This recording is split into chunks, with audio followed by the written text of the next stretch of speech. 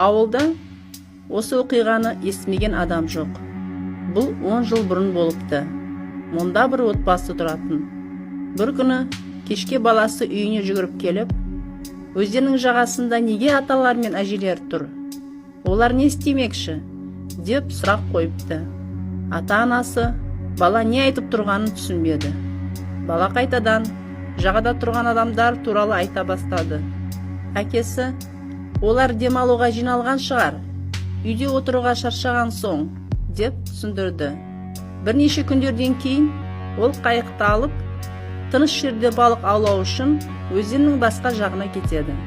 Далада от жағып, балық аулап отырған кезде өзеннің әр жағында адамдардың тұрғанын байқайды.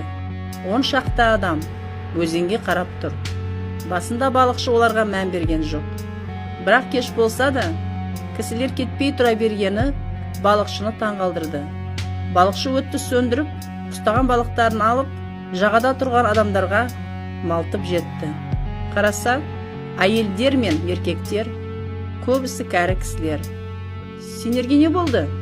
Неге жиналып тұрсыңдар? Деп балықшы сұрады. Бізді осында алып келді.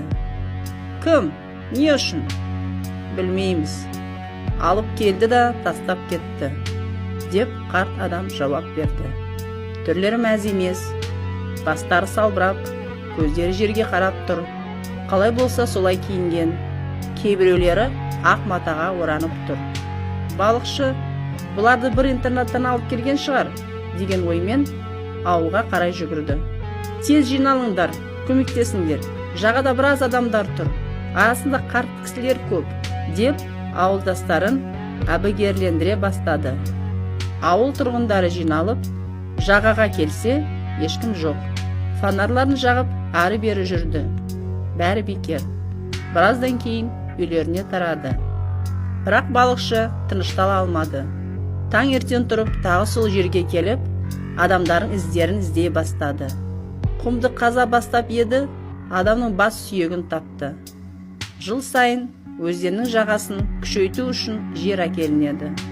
Осы жолы жерді ескі қараусыз қалған зираттан әкелген екен.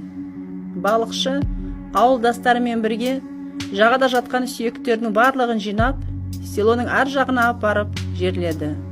Сол күннен бері адамдар өзеннің жағасында көрінбейтін